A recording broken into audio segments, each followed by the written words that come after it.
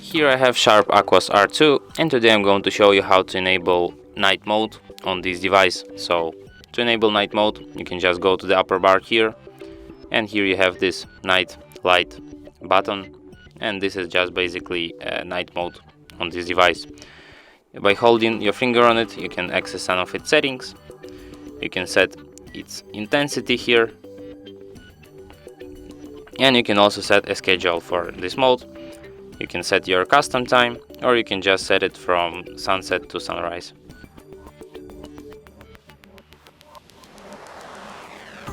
And that's it.